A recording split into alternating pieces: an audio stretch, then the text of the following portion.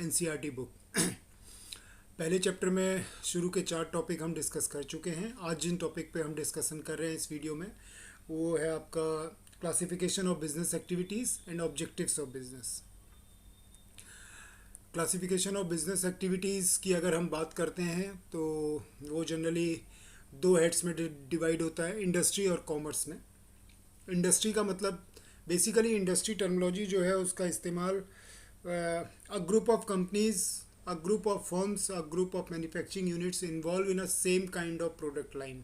एक ही तरह की प्रोडक्ट लाइन में जो कंपनीज इन्वॉल्व हैं उसको हम एक इंडस्ट्री बोलते हैं। फॉर एग्जांपल अगर मैं बोलूँ ऑटोमोबाइल इंडस्ट्री, तो ऑटोमोबाइल इंडस्ट्री सिर्फ वो फैक्ट्रीज़ या वो कंपनीज नहीं है जो कार बना रही हैं।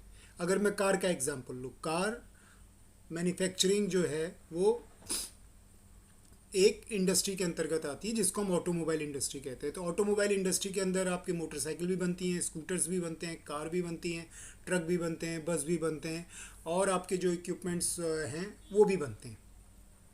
तो वो सारी की सारी कंपनीज जो अलग अलग चीज़ें बना रही हैं, एक कंपनी है जो ट्रक बना रही है, कंपनी जो बस बना रही है, कंपनी जो कार बना रही है, एक स्कूटर बना रही है, मोटरसाइकिल बना रही है, तो ये सब की सब ऑटोमोबाइल सेक्टर में आएंगी, राइट। इसके अलावा इनके जो एसिलरी यूनिट्स हैं, यानी कि वो यूनिट्स जो इनको मटेरियल सप्लाई कर रहे हैं, जैसे एक कंपनी है जो साइलेंसर बना रही है, वो कार बनाने वाली कंपनी को साइलेंसर सप्लाई कर रही है। एक कंपनी है जो सीट कवर बना रही है, वो सपोज करके मोटरसाइकिल कंपनी को सप्लाई कर रही है। एक कंपनी है जो हेडलाइट्स बनाती है, राइट। तो ये सारी की सारी कंपनीज जो है ये आपकी ऑटोमोबाइल सेक्टर में काउंट होंगी, राइट। इसी तरीके से अगर मैं बोलूँ कि एक आपका टेक्सटाइल इंडस्ट्री, टेक्सटाइल इंडस्ट्री क्या हुई कि टेक्सटाइल इंडस्ट्री का मतलब सिर्फ रेडीमेड कपड़ा बनाना नहीं, उसका रॉ कपड़ा जो बना रही है वो भी टेक्सटाइल में आई, जो आपके फैब्रिक को डेवलप कर रही है वो भी आपकी टेक्सटाइल में आई, जो फिनिश प्रोडक्ट बना रही है वो भी टेक्सटाइल में आई। तो इंडस्ट्री एक ग्रुप होता है, वो ग्रुप जो सिमिलर या रिलेटेड प्रोडक्ट्स को मैन्युफैक्चर करता है with the same line of same product line, right. और इंडस्ट्री में क्या होता है, इंडस्ट्री में conversion of resources into the finish product या यूजफुल प्रोडक्ट। जो इनपुट्स रिसोर्सेज हैं उनका अच्छा सा इस्तेमाल करके मशीन्स और आप फिज़िकल मशीन्स और अप्लाइंसेस का इस्तेमाल करते हैं। उस फिज़िकल मशीन्स और अप्लाइंसेस के साथ आप ह्यूमन की, इंसान की जो स्किल्स हैं, जो टैलेंट है, उसको आप उसमें लगाते हैं, तो आपका एक यूज़फुल फिनिश प्रोडक्ट बनता है। ये प्रोसेस जिसमें होती है उसको हम इंडस्ट्री कहते हैं। कॉमर्स क्या है, कॉमर्स उससे रिलेटेड एक्टिविटीज़ हैं, वो एक्टिविटीज़ जो प्रोडक्ट को फाइनली मार्केट में कस्टमर तक पहुंचाने में बीच की कड़ी में अलग अलग रूप में डायरेक्ट इनडायरेक्ट हेल्पफुल होती हैं, राइट। अब इंडस्ट्री जो है, इंडस्ट्री हमने समझ लिया। इंडस्ट्री को 3 कैटेगरी में बांटा गया है। इंडस्ट्री को 3 कैटेगरी कौन सी हो गई आपकी, primary industry, secondary industry and tertiary industry. अगर मैं प्राइमरी की बात करूँ तो प्राइमरी इंडस्ट्री वो इंडस्ट्रीज़ हुई, वो कंपनीज हुई, वो फैक्ट्रीज़ हुई, वो यूनिट्स हुए जो आपके प्राइमरी, यानी कि बेसिकली वो क्या है, वो extraction of product of natural resources. Natural resources में जो कंपनियां डील करती हैं या उसमें हेल्पफुल होती हैं, नेचुरल रिसोर्सेज मतलब कुदरती उत्पादन जो करती हैं, उनको हम क्या कहते हैं, वो प्राइमरी इंडस्ट्रीज होती हैं, बेसिक प्राइमरी इंडस्ट्रीज़। जैसे कि आपके हो गए कि वो इंडस्ट्रीज़ जो प्लांट्स उगा रही हैं, जैसे नर्सरीज़ वगैरह हो गई, या वो इंडस्ट्रीज़ जो आपके लिविंग ऑर्गेनिज्म को करती हैं, तो वो आ जाती हैं आपकी प्राइमरी इंडस्ट्रीज़ में। Secondary industry, primary industry, right. अब प्राइमरी के बाद आपका आता है सेकेंडरी इंडस्ट्री। तो अच्छा, प्राइमरी की अगर हम डिस्कस कर रहे हैं यहाँ पे प्राइमरी इंडस्ट्री, तो प्राइमरी में भी 2 तरह की इंडस्ट्रीज़ होती हैं आपकी, एक एक्सट्रैक्टिव हो गई और एक जेनेरिक हो गई। एक्सट्रैक्टिव इंडस्ट्री कौन सी होती है, एक्सट्रैक्टिव इंडस्ट्री जैसे प्राइमरी में हमने बोला नेचुरल रिसोर्सेज, राइट। तो एक्सट्रैक्टिव इंडस्ट्री उसकी कैटेगरी में कौन सी आ गई कि जो एक्सट्रैक्ट कर रही है और प्रोडक्ट को नेचुरल रिसोर्सेज से निकाल रही है। एक्सट्रैक्ट मतलब निचोड़ना, निकालना, बाहर को निकालना उसमें से उसका जो यूज़फुल मटेरियल है। जैसे फार्मिंग हो गया, माइनिंग हो गया, फिशिंग हो गया, ये सब क्या हो गया आपका। माइनिंग में क्या होता है, माइनिंग में आपका आप ज़मीन से चीज़ को, ओर्स का मतलब खनिज पदार्थों को निकालते हैं, तो उसको माइनिंग कहते हैं। फार्मिंग क्या होता है, फार्मिंग जो आप खेती करते हैं उसको आप फार्मिंग कहते हैं। फिशिंग क्या होता है, जो आप जो आप ओशन समुद्र से जो मछली पकड़ते हैं, नदियों से जो मछली पकड़ते हैं, उसको आप फिशिंग कहते हैं। तो ये हो गया एक्सट्रैक्टिव इंडस्ट्री। प्राइमरी इंडस्ट्री की दो कैटेगरी में, एक होता है आपका जेनेरिक। जेनेरिक क्या होता है? जहाँ पे कि हम ब्रीडिंग कराते हैं प्लांट्स और एनिमल्स की, breeding of plants and animals, ताकि हमको कुछ अच्छी वैरायटी, कुछ अच्छा कल्चर चीज़ें मिले। तो ब्रीडिंग में क्या होता है, जैसे कि आपके ब्रीडिंग फॉर्म्स हो गए, पोल्ट्री फॉर्म्स हो गए, फिशिंग हैचरीज हो गई, तो इसमें क्या होता है, ये जेनेरिक इंडस्ट्रीज़ के रूप में काम आता है। तो ये जो जेनेटिक इंडस्ट्रीज़ होती हैं आपकी, जेनेरिक इंडस्ट्रीज़ जिसको हम बोलते हैं, ये इंडस्ट्री बेसिकली क्या होता है कि चीज़ों को अच्छा बनाने के लिए, और भी कि आप इस तरह के सीड्स बनाते हैं। एक समय था जब हम ये कहते थे कि फसल जो है साल भर में दो सीज़न में होती है। एक सीज़न में जो है आपका केवल गेहूं होता है, और एक सीज़न में पूरे साल भर में एक फसल गेहूं की और एक फसल चावल की होती थी। लेकिन आज वही चीज़ एक साल में दो दो फसलें गेहूं की, दो दो फसलें चावल की हो जाती हैं। क्यों? क्योंकि हम लोगों ने जेनेरिक इंडस्ट्रीज़ का इस्तेमाल करके उसको प्रोडक्ट, उसके जो बीजों को है, उस बीजों को इतना डेवलप कर लिया, इतना एडवांस कर लिया कि अब साल भर में दो फसल की जगह हमको चार फसलें मिल जाती हैं। हाइब्रिड प्लांट्स आ गए हैं। हाइब्रिड प्लांट्स का मतलब कि हमने बीजों में इस तरीके से उसका जेनेटिक चेंज किया, उसको जेनेटिकली उसको चेंज किया कि वो प्लांट्स जो हैं, जैसे एक आम का पेड़ है, पहले एक नॉर्मल आम का पेड़ 10 साल 12 साल 15 साल में फल देता था, आज 4 साल 5 साल में फल देने को तैयार हो जाता है। पहले एक सेब के पेड़ में मान लीजिए एक सीज़न में 10 किलो सेब लगते थे, लेकिन हमने उसमें जेनेटिकल चेंजेस करके, जेनेटिकल इम्प्रूवमेंट करके उसके बीजों में इस तरह के सेब के पेड़ बना दिए, जो एक एक पेड़ में 10 किलो की जगह आप 20 किलो 40 किलो 50 किलो तक के सेब एक सीज़न में आप उसमें से बन जाते हैं। तो ये क्या हुआ? ये जेनरिक इंडस्ट्री हो गई। सेकंड कैटेगरी में आ जाता है आपका सेकेंडरी इंडस्ट्री। सेकेंडरी इंडस्ट्री कौन सी इंडस्ट्री होती है? जिसमें इनमें जो हम जो ऑलरेडी एक्सट्रैक्ट हो चुका है प्राइमरी स्टेट से, प्राइमरी इंडस्ट्री से जो हमको मिल चुका है, उसको हमें एक फाइनल प्रोडक्ट में कन्वर्ट करना है। कन्वर्ट करने का मतलब क्या हुआ कि प्राइमरी स्टेज में क्या था, हमने प्राइमरी इंडस्ट्री में क्या पढ़ा था? माइनिंग है। तो माइनिंग में क्या हुआ कि हमने ज़मीन खोदी, और ज़मीन खोद के हमने ओर निकाला। ओर निकाला किसका? आयरन का ओर निकाला, राइट। तो ये हो गया प्राइमरी इंडस्ट्री का काम कि उसने ओर निकाला, आगे सप्लाई कर दिया। अब जो आगे की जो फैक्ट्री है, जो आपकी सेकेंडरी इंडस्ट्री की ग्रुप में जो आता है, वो उस आयरन ओर से आयरन बनाएगा, यानी कि लोहा बनाएगा, स्टील बनाएगा। अब मान लीजिए माइनिंग है, वो आपकी माइनिंग बॉक्साइट की माइनिंग है। आप चट्टाने ज़मीन खोद रहे हैं ऐसे एरिया में जहाँ पे बॉक्साइट बहुत ही प्रचुर मात्रा में मिलता है। बॉक्साइट क्या? एल्युमिनियम का एक ओर है, एक खनिज है जिससे एल्युमिनियम निकलता है। तो वो खनिज हमने खोदा चट्टानों के रूप में, पत्थरों के रूप में, मिट्टी के रूप में, और वो एक कंपनी को सप्लाई कर दिया। वो उसको एक्सट्रैक्ट करेगी, उसको प्रोसेस करेगी, और उससे क्या बनाएगी? उससे एल्युमिनियम बनाएगी। तो ये कौन सी हो गई? प्राइमरी इंडस्ट्री का इस्तेमाल करते हुए हम सेकेंडरी इंडस्ट्री में आते हैं, यानी कि वो एक अगली इंडस्ट्री हो जाती है। बॉक्साइट हमको दिया प्राइमरी इंडस्ट्री ने, सेकेंडरी इंडस्ट्री ने बॉक्साइट से एल्युमिनियम बनाया, राइट। तो ये हो गई हमारी सेकेंडरी इंडस्ट्री। सेकेंडरी इंडस्ट्री को भी क्या कर दिया है कि सेकेंडरी इंडस्ट्री को हमने दो पार्ट्स में डिवाइड कर दिया है। एक मैन्युफैक्चरिंग हो गया और एक कंस्ट्रक्शन हो गया। मैन्युफैक्चरिंग जैसे हमको समझ में आ रहा है शब्द से ही कि जो बनाने का काम करती है, मैन्युफैक्चर करने का काम करती है, उसको क्या कहते हैं? वो उन इंडस्ट्रीज़ को क्या कहते हैं? Manufacturing industries.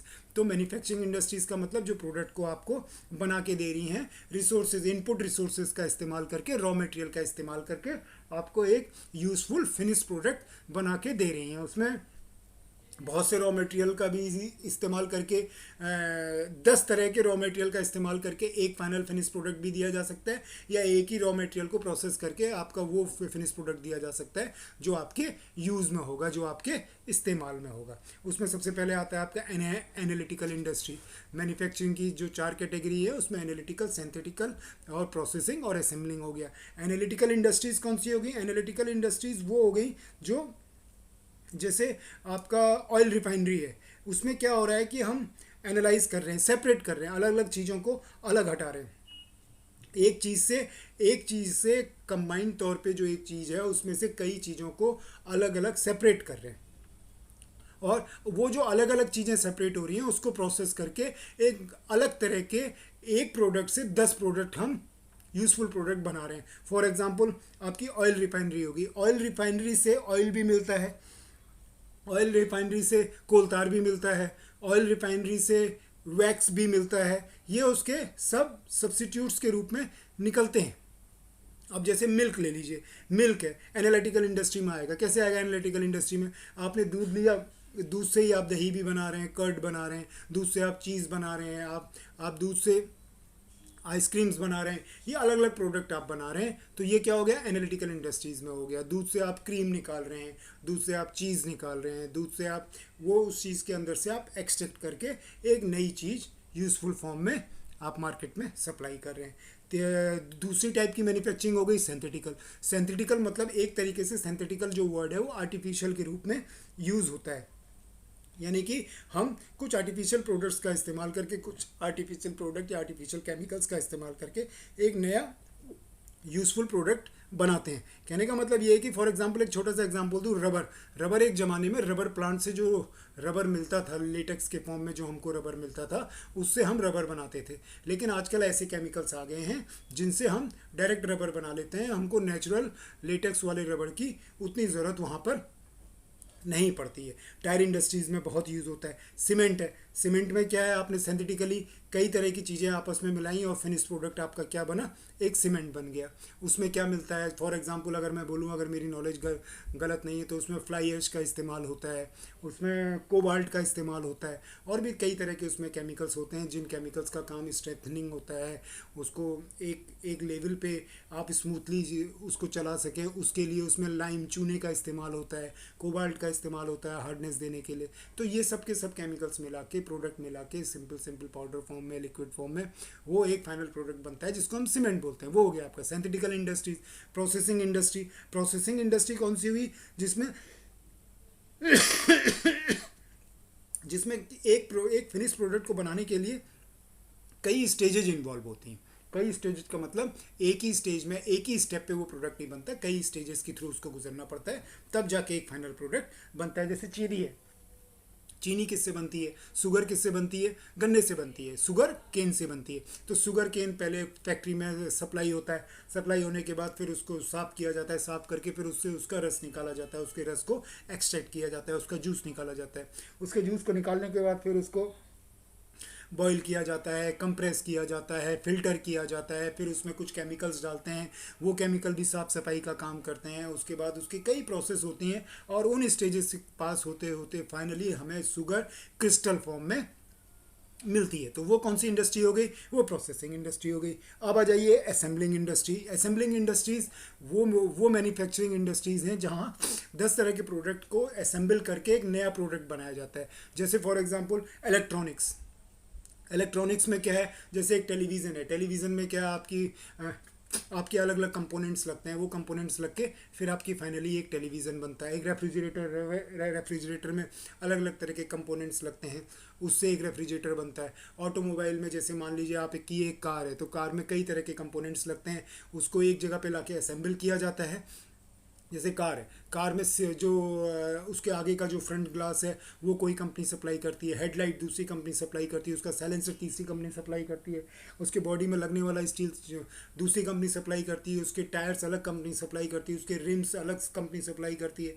इस तरीके से अलग अलग कंपनी से आपने अपने क्वालिटी स्टैंडर्ड्स, अपने शेप और साइज़ के अनुसार प्रोडक्ट्स मंगाए और उसको एक जगह ला के असेंबल कर दिया। तो वो हो गई हमारी असेंबलिंग यूनिट या assembly industry, assembly manufacturing industry की एक कैटेगरी हो गई। जैसे ऑटोमोबाइल में बहुत ज़्यादा चलता है, इलेक्ट्रॉनिक्स में बहुत ज़्यादा असेंबलिंग का काम चलता है, राइट। इससे उन प्रोडक्ट्स को हम नहीं बनाते, सिर्फ प्रोडक्ट्स अपने स्पेसिफिकेशन, अपनी ज़रूरत के अनुसार दूसरे लोगों से बनवाते हैं या दूसरी जगह से उठाते हैं, उनको हम सिर्फ असेंबलिंग का काम करते हैं, मतलब आपस में जोड़ने का काम करते हैं और एक फिनिश्ड काम का प्रोडक्ट बनाते हैं। ये हो गई हमारी सेकेंड इंडस्ट्री में मैन्युफैक्चरिंग इंडस्ट्री। दूसरी आ जाती है आपकी कंस्ट्रक्शन इंडस्ट्री। कंस्ट्रक्शन इंडस्ट्री जैसी वेल नोन है, आप बड़ी बड़ी बिल्डिंग्स बनाते हैं, कमर्शियल बिल्डिंग हो गई, रेजिडेंशियल बिल्डिंग्स हो गई, कंस्ट्रक्शन में आ गई, रोड्स हो गई, हाईवेज हो गए, ये सब कंस्ट्रक्शन इंडस्ट्रीज़ में आ गए। आपके बड़े बड़े डैम्स हो गए, ये सब कंस्ट्रक्शन इंडस्ट्रीज़ में आ गए। ये हमारी हो गई इंडस्ट्री में एक प्राइमरी हो गई, दूसरी ये सेकेंडरी कैटेगरी आपकी ख़त्म हो गई। तीसरी एक इंडस्ट्री आती है जिसको हम कहते हैं टर्सरी इंडस्ट्री। टर्सरी इंडस्ट्रीज कौन सी होती है, टर्सरी इंडस्ट्रीज वो इंडस्ट्री होती है जो कायदे में प्राइमरी और सेकेंडरी को आपको क्या करती है, सप्लाई करती है, मतलब कंसर्न विद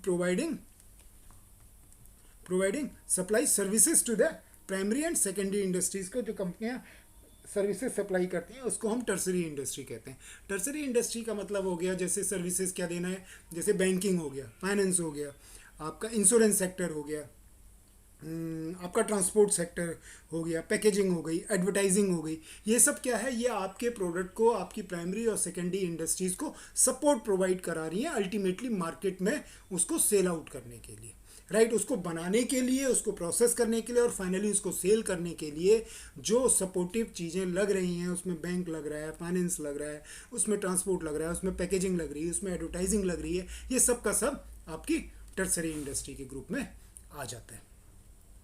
अब इसका नेक्स्ट आता है कॉमर्स। कॉमर्स क्या हुआ?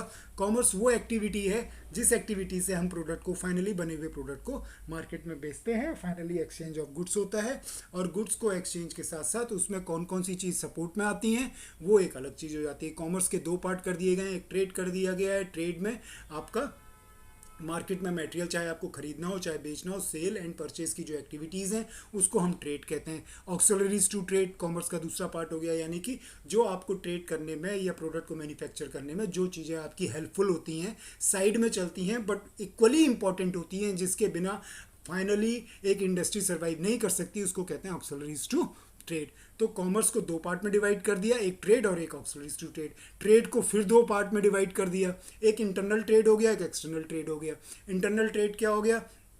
इंटरनल ट्रेड वो ट्रेड हो गया, ट्रेड का मतलब क्या होता है पहले ये समझ लीजिए। खरीदने और बेचने की जो एक्टिविटी होती है, मोटे मोटे शब्दों में, बहुत ही इजी लैंग्वेज में अगर बोलूँ तो खरीदने और बेचने की जो प्रोसेस होती है, जो जो एक्टिविटी इन्वॉल्व होती है उसको हम ट्रेड कहते हैं। कहीं से खरीदना कहीं से बेचना, या खाली खरीदना या खाली बेचना जो है वो अपने आप में एक ट्रेड हो जाता है, बीच में अपने प्रॉफिट मार्जिन को रख के। इसमें एक इंटरनल ट्रेड हो गया, एक एक्सटर्नल ट्रेड हो गया। इंटरनल ट्रेड वो हो गया जो trade with in the country होता है, जो हमारी जोग्राफिकल बाउंड्रीज़ हैं, जो हमारा देश है, हम अपने देश के अंदर ही जो बिजनेस कर रहे हैं, जो ट्रेड कर रहे हैं, वो इंटरनल ट्रेड कहा जाएगा, भले ही वो उसमें स्टेट अलग अलग हो। महाराष्ट्र का बना हुआ प्रोडक्ट गुजरात में भी बिक सकता है, गुजरात का प्रोडक्ट आपका वेस्ट बंगाल में भी बिक सकता है, वेस्ट बंगाल का प्रोडक्ट आपका उत्तर प्रदेश में भी बन सकता है और बिक सकता है। तो with in a country reason, with in a same geographical region of a country, जो आपका ट्रेड होता है, जो बिजनेस होता है, उसको आप कहते हैं इंटरनल ट्रेड, राइट। अब इंटरनल ट्रेड भी दो पार्ट में डिवाइड कर दिया गया, होलसेल एंड रिटेल। जैसा जनरली आप समझते हैं और जानते हैं, होलसेल वो ट्रेड हो गया जो एक बहुत ही बड़ी मात्रा में एक साथ किया जाता है, राइट। उसे क्या कहते हैं? होलसेल। कोई भी अगर आदमी सामान खरीद रहा है तो वो एक साथ बहुत ही बड़ी क्वांटिटी में खरीदेगा, ज़्यादा क्वांटिटी में खरीदेगा। जैसे फॉर एग्जांपल, एक छोटा सा एग्जांपल दो, सोप है, साबुन है, तो साबुन जो है वो एक सिंगल पीस है, 100 ग्राम्स का है, लेकिन उसकी अपनी पूरा एक पैकेजिंग कॉर्गेटेड बॉक्स के अंदर आता है जिसमें सपोज करके 50 पीसेस होते हैं। तो वो 50 पीस की एक कॉर्गेटेड बॉक्स या एक पेटी नहीं खरीदेगा, वो 10 पेटी खरीदेगा या 50 पेटी खरीदेगा। इसको क्या कहते हैं? Wholesale purchasing. इसी तरह अगर वो बेचेगा तो वो बेचेगा भी होलसेल में, वो रिटेल में नहीं बेचेगा, होलसेल में बेचेगा।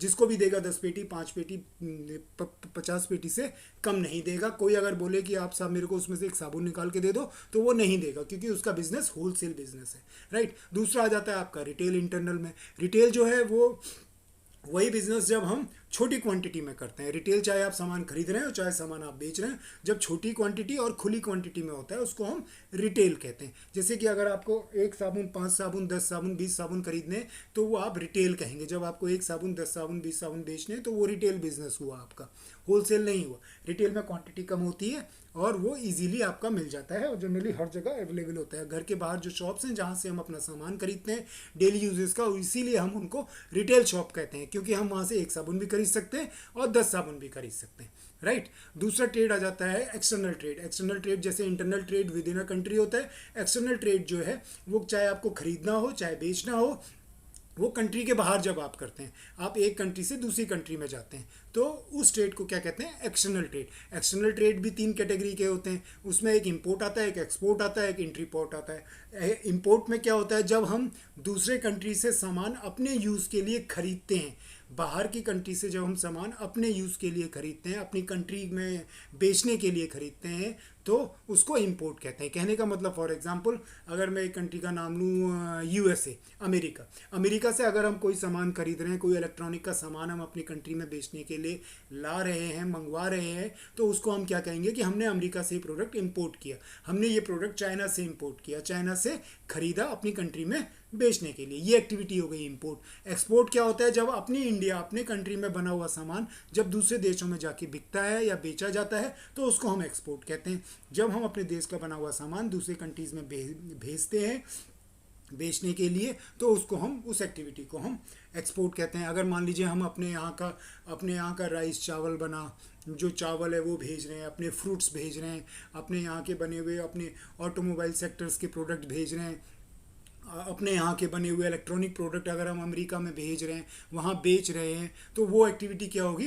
एक्सपोर्ट होगी, राइट। अब एक तीसरी कैटेगरी इंपोर्ट और एक्सपोर्ट क्या रहा है एक्सटर्नल में आती है, इंट्रीपोर्ट। इंट्रीपोर्ट क्या होती है? इंट्रीपोर्ट कायदे में हम दूसरे देश से सामान इंपोर्ट करते हैं और फिर उसी को एक्सपोर्ट कर देते हैं। समझिए, हमने सपोज एक छोटा सा एग्जांपल दूं, बांग्लादेश एक कंट्री, राइट, बांग्लादेश को एक प्रोडक्ट चाहिए जो उसने इंडिया से मांगा कि भाई हमको सपोज करके एक टेलीविज़न चाहिए। अब वो टेलीविज़न हम इंडिया में देखते हैं तो उसकी मैन्युफैक्चरिंग कॉस्ट बहुत ज़्यादा आती है। हमने चाइना से बात की तो चाइना में हमें उसकी एक अच्छी रेंज, अच्छी क्वालिटी का प्रोडक्ट हमको कम रेट पे मिल गया, राइट। तो हम क्या करेंगे? चाइना से वो प्रोडक्ट को इंपोर्ट करेंगे, यानी कि चाइना से वो प्रोडक्ट खरीदेंगे। वो प्रोडक्ट हमें अपने कंट्री में आएगा, पोर्ट पे आएगा, यानी कि जहाँ पे वो सामान आपने जिस मीन से मंगाया, आपने बाई रोड मंगाया है तो वेयर हाउस में है, अगर आपने बाई सी समुद्र के रास्ते में मंगाया है तो पोर्ट में है, अगर आपने बाई एयर मंगाया है तो वो आपके एयरपोर्ट पे है। तो वो मटेरियल आपको अपने यहाँ लाने की ज़रूरत नहीं, वहीं से आप गवर्नमेंट से परमिशन लेके, गवर्नमेंट के जो कॉमर्स डिपार्टमेंट है उसके रूल्स रेगुलेशन को फॉलो करते हुए उस प्रोडक्ट को बिना खोले, बिना उसके शेप, साइज या क्वालिटी के साथ कोई छेड़छाड़ किए बिना उस प्रोडक्ट को एज इट इज़ आप बांग्लादेश को सप्लाई कर देते हैं।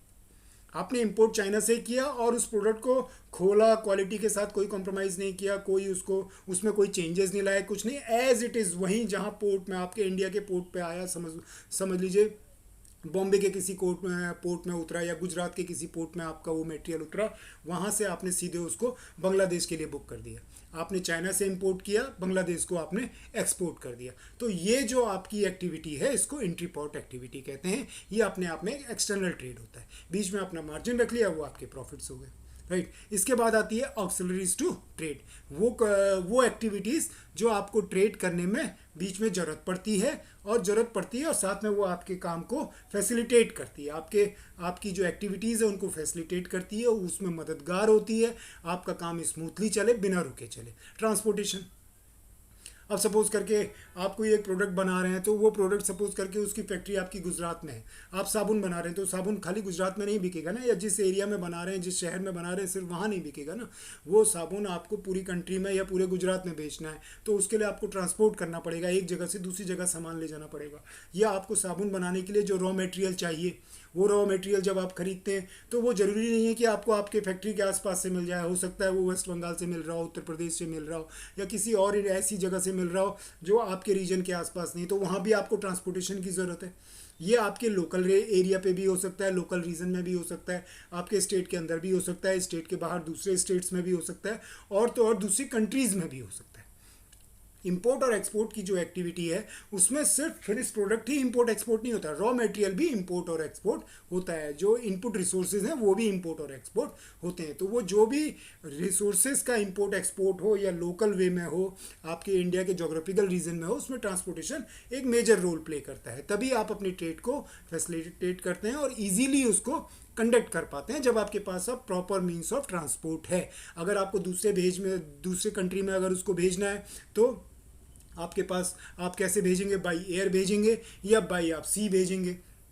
अगर आपको विदिन अब अपनी कंट्री में ही एक स्टेट से दूसरे स्टेट में भेजना है, महाराष्ट्र से गुजरात भेजना है, गुजरात से आपको उत्तर प्रदेश से वेस्ट बंगाल भेजना है, तो आपके पास ऑप्शन है, आप बाई एयर का भी इस्तेमाल कर सकते हैं और बाई रोड का भी इस्तेमाल कर सकते हैं। तीसरा ऑप्शन है आप बाई रेलवे का भी इस्तेमाल कर सकते हैं, ट्रेन एंड रेलवेज का भी इस्तेमाल कर सकते हैं।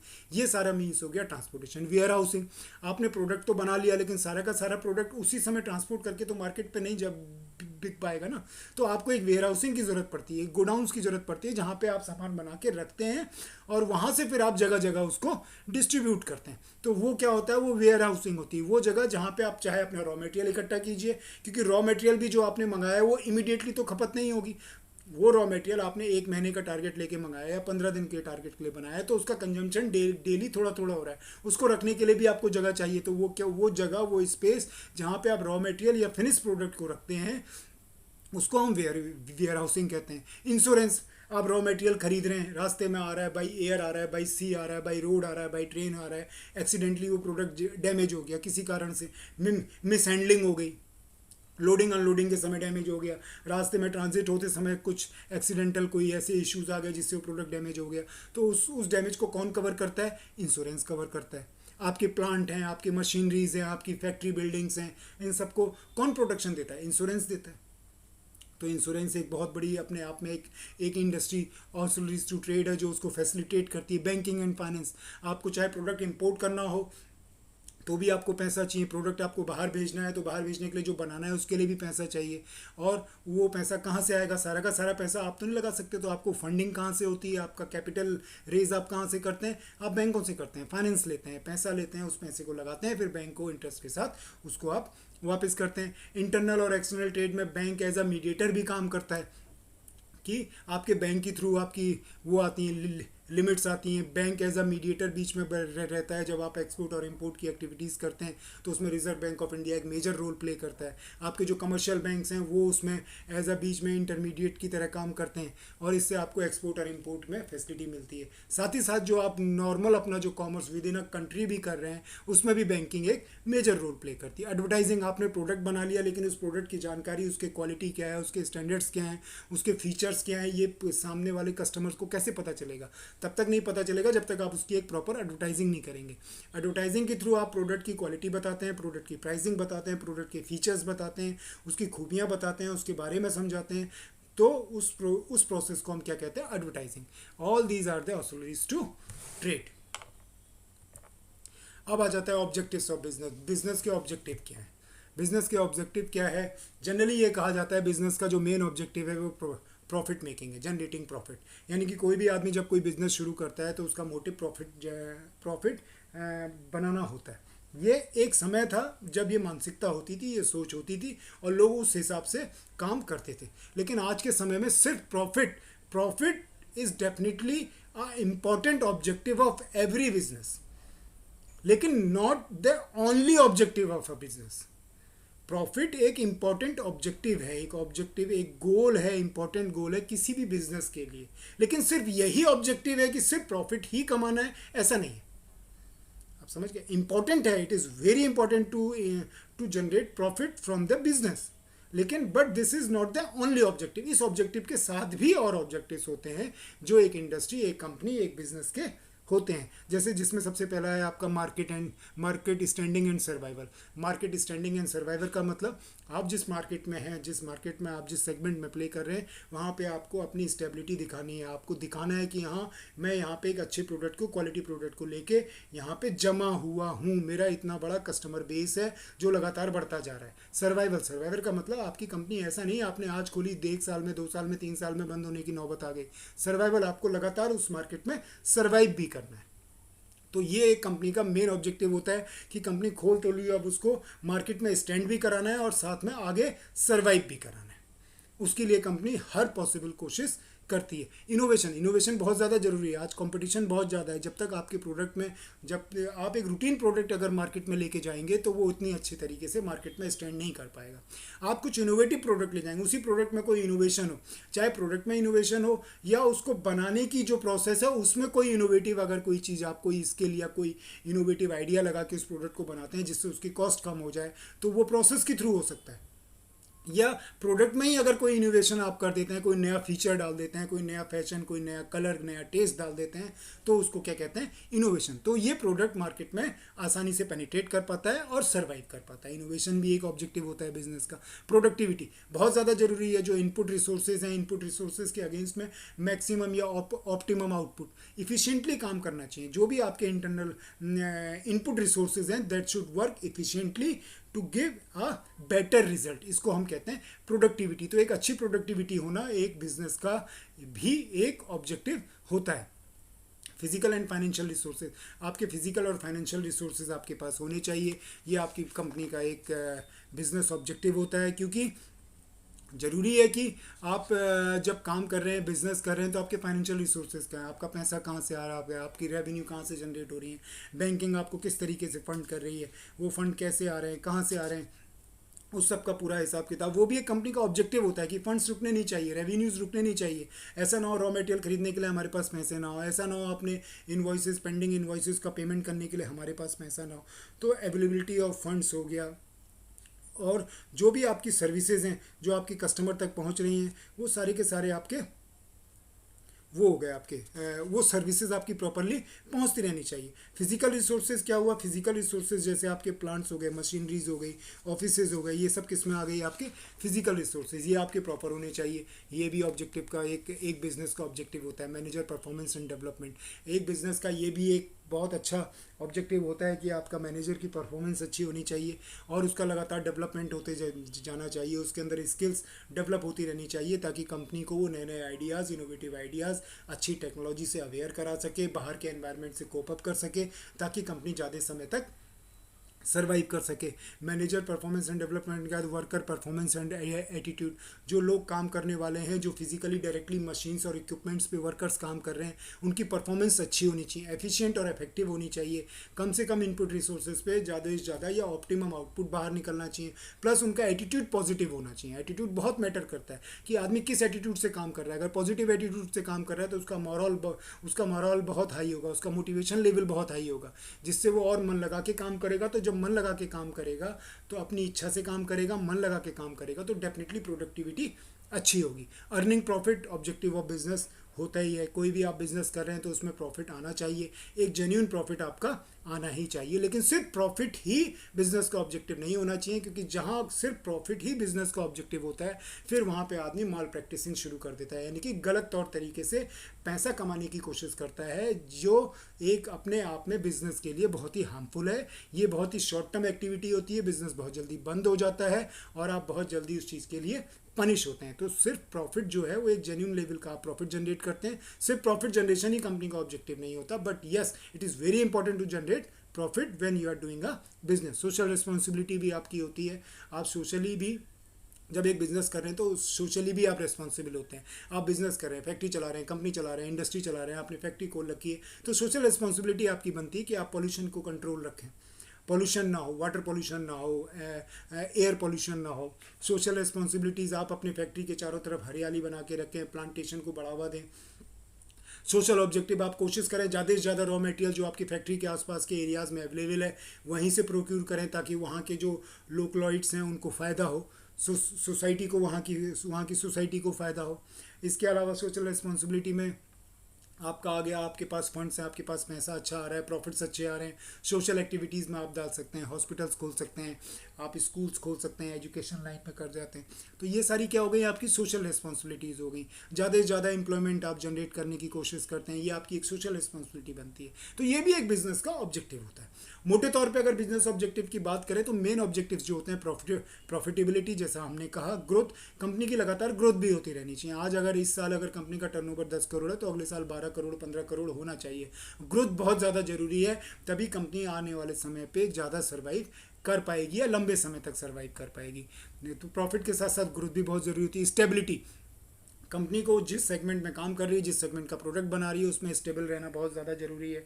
लगातार जो टेक्नोलॉजी में चेंजेस आ रहे हैं, उस टेक्नोलॉजिकल चेंजेस को अडॉप्ट करते हुए ही आप मार्केट में स्टेबल हो सकते हैं। जब आप लेटेस्ट से लेटेस्ट टेक्नोलॉजी का इस्तेमाल करके एक अच्छे से अच्छा प्रोडक्ट बनाते हैं, मार्केट पर नज़र रखते हैं, मार्केट में नज़र रखने के साथ साथ आप अपनी क्वालिटीज़ को उसी तरीके से अपडेट करते रहते हैं, फीचर्स को अपडेट करते रहते हैं जैसी मार्केट से डिमांड आती है। तो ये आपको स्टेबिलिटी में हेल्पफुल होती है। ये भी कंपनी का एक मेन ऑब्जेक्टिव होता है। इफ़िशिएंसी, आप चाहते हैं कि आप जो रिसोर्सेज का इस्तेमाल कर रहे हैं उसका बेस्ट इस्तेमाल करें, वो चाहे मैन पावर हो, चाहे मशीन्स हो, चाहे रॉ मटेरियल हो, चाहे आपकी पावर सप्लाईज हो, चाहे ट्रांसपोर्टेशन हो, जो भी आपके इनपुट रिसोर्सेज हैं वो बहुत ही एफिशिएंटली यूज़ होने चाहिए।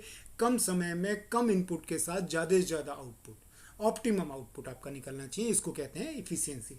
Survival, main objective of the company of the business होता ही होता है कि कंपनी आपने कोई भी बिजनेस जो चालू किया वो 1 साल 2 साल 4 साल के लिए तो नहीं किया, आप चाहोगे बिजनेस ज़्यादा से ज़्यादा लंबे समय तक चलता रहे, तो सर्वाइवल भी कंपनी का एक मेन ऑब्जेक्टिव होता है। तो ये हो गया classification of business and objectives of business. अगर ये वीडियो आपको अच्छा लगा तो प्लीज़ इसको लाइक कीजिए, सब्सक्राइब कीजिए और शेयर कीजिए। आपके व्यूज़ हमारे लिए बहुत इंपॉर्टेंट है। Keep writing to us. Have a nice time. Bye.